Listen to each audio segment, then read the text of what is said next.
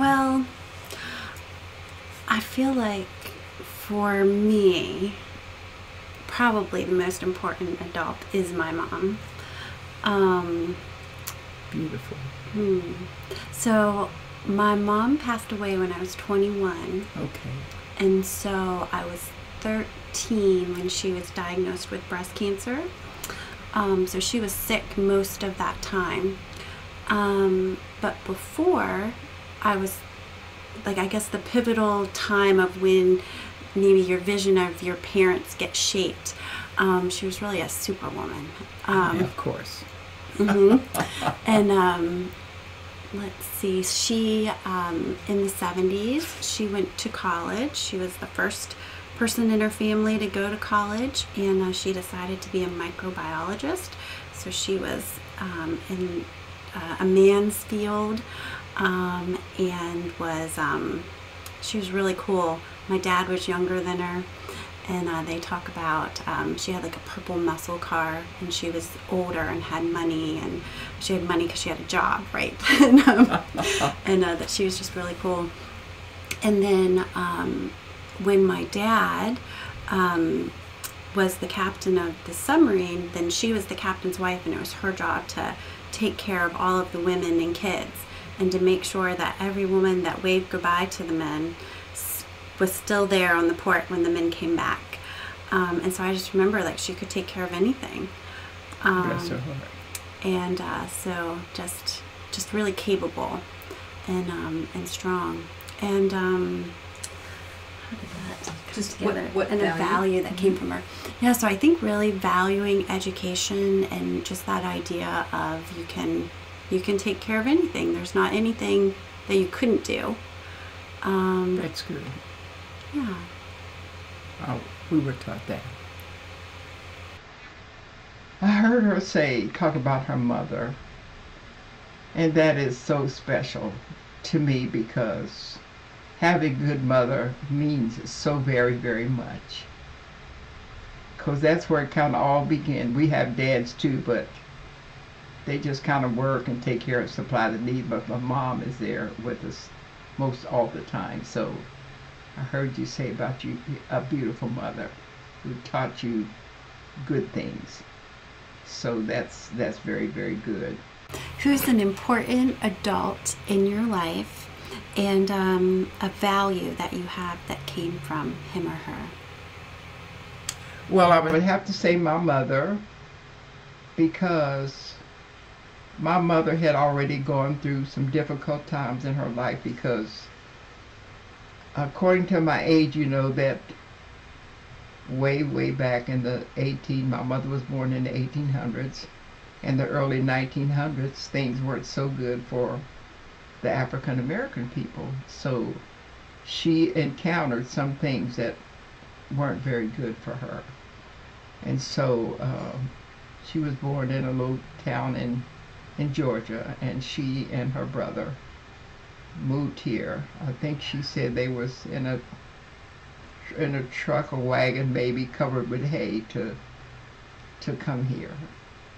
And so she learned a lot in her early years, and she taught us, because when we grew up, there was a lot of things against the black people.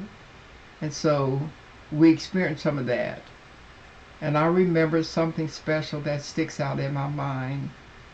There was a girl, and she was a white girl, and we played together. Of course, when you're little, you don't know color. You just know you love somebody and you have fun. You play together. We make mud pies and all that sort of thing. We had fun together. But when she got to be a teenager, she wasn't allowed to play with me any longer. And her mother told her that you can't play with them anymore. Well, that was heartbreaking. So I told my mom, first thing you think, well, something's wrong with me. And I began to think about that. So then when I told my mother, and she explained to me, she said, you're just who God made you. And she did call her name, she's just who God made her. So it's nothing wrong with either one of you. But it's just people have their own mind, they make their own decision. and God does not interfere. But if you make a decision that you can't play with the little black girl, then that's what happens. But it was heartbreaking, and I had to learn that I was just who God made me, that nothing was wrong with me because she wasn't allowed to play with me any longer. I learned that at an early age. And so my mom taught us all that. She never taught bitterness or hatred. And of course we all went through some things. We were called the N-word and all that kind of stuff. But she said, you're not that. You're just who God made you. And they are just who God made them. So I had no hatred, nothing in my heart. And so and my dad agreed with her. And he had experienced some very, very bad. I know he did because he wouldn't talk about Birmingham. And so my mom said she knew he must experience some bad things because he ran away from home when he was 11 years old and never went back, and he never talked about it. Very seldom he would mention something, but he wouldn't talk about it, so I knew it was hard. But in spite of all that, we grew up a loving family. We loved everybody, and so it's about love. And so that's how we grew up. Dad taught us that too, because he worked with coal miners, and sometimes his little ticket, whatever it was stolen from him. And he knew that because he worked with a person who was involved with the KKK. And he would steal my dad's little ticket. So that means when my dad worked, he didn't have a ticket to turn in. So that meant he had no paper that day. And so he didn't turn it in or didn't report it because he was a black man with no education. Would come up and say, I'm against this white man. So he just knew that he wouldn't have had a chance. So he just let it go till after a while it died down, and things got better. So that's how we were raised, to just love people and everybody have their own mind. So they taught us right, Dad and Mom both. Taught us to love God first and to love people. And that's how I grew up. My mom was just my golden star, I guess I would call it that. She was everything that any young person would need. Somebody that teach you the truth. Of course, they read the Word of God to us, and they lived it as far as we knew. Sarah, that's beautiful. Thank God for Mom.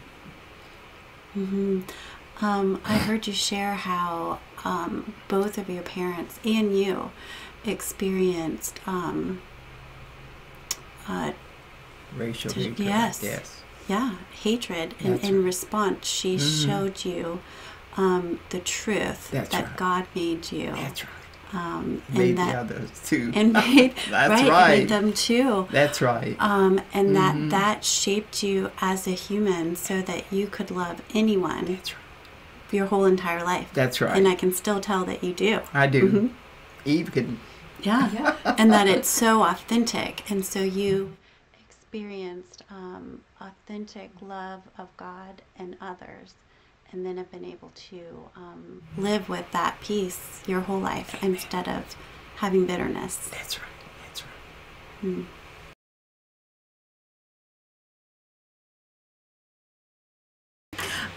So when I moved to West Virginia from Belgium, my family started going to a church, and I didn't like it. It was a very it wasn't a church that was going to be a fit for me. I knew when I was in high school. Okay, that's okay. So I had a friend one Sunday that said, Kelly, I heard about this church in downtown Martinsburg. I think the Spirit's really moving there. We should go. Amen. Okay. So I went, and me and my friend were the only white people in the church. Oh my. Okay, so we were in high school. Amen. And it was amazing. And I loved it. And so I told my parents, hey, I think I want to start going to, it was called Dudley Baptist at the time, now it's Destiny, that I wanted to start going there. So all through high school, that's where I went on Sundays. Is that right? Beautiful. And so sometimes I was the only white person there. I would say at the most, maybe there were 5 or 6. There were some spouses and sometimes some girlfriends or boyfriends. But that was the first time I had ever been a minority somewhere. Is that right? Right? And to realize, yeah, I mean, just that experience of being a minority, like that's not what my experience had been living in the States. And so I went there for maybe 6 years. What? And I was baptized there when I was in college, and I had my grandparents come. And so they would have been older, would have never thought of stepping into a black church, right? And my granddad left after the service and said, I understand why you go there. That seems like a good place.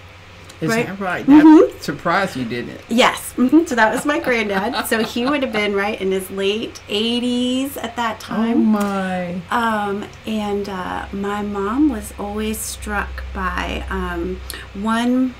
So I was at college, and I would come home in the summers and whenever I was home on weekends and still go there. And there was a winter storm, and the deacon called my family's house, because it was before cell phones, right? And asked if and they knew that I didn't live there, but called my parents to see if they needed help clearing their walk or if they needed any groceries delivered. And my mom was just always so impressed that this church was like so loving and welcoming to even like help out during a snowstorm, you know, for the family. And they were black people. Yep. And so that was good. Yeah, I feel like it's there was one of these questions, like accepted, when did I really feel accepted by someone of another race? So there was when I decided to get baptized, because I had been baptized as a child, christening in the Episcopalian church. So there was an altar call, and I knew I was supposed to walk up to the front. You knew it. I knew it, but I was too afraid. And so there was a lady beside me, you know, a black woman. Yes. And a mom, probably older, like her kids were probably grown, and the pastor had said, look to your left, look to your right, ask them, you know, do you love Jesus? Do you need to go up? And she asked me, and, you know, I said yes, but I didn't tell her that I need to go up. And then we're still there. And she looked at me again. She said, do you need me to hold your hand? I said, yes. So she took my hand and walked me up. Right, and that was just the Spirit respond, like in her, right? Like she knew she was supposed to, knew that I couldn't do it myself. And so I would say that would feel really accepted, right? She'd asked me, she'd been standing beside me, and she just knew, I'm just going to hold your hand and walk with you. And then I think now, like what my experience, what did everyone there think about me? Like this young, why is this young white girl coming every Sunday? I don't know, right? But I always felt accepted.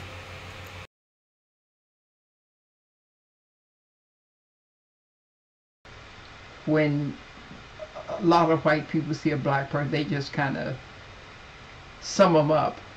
You know, well, she's maybe not, we'll listen to her a few minutes and then we get an idea she's maybe whatever, maybe she's whatever, prostitute or don't work, maybe she don't have an education.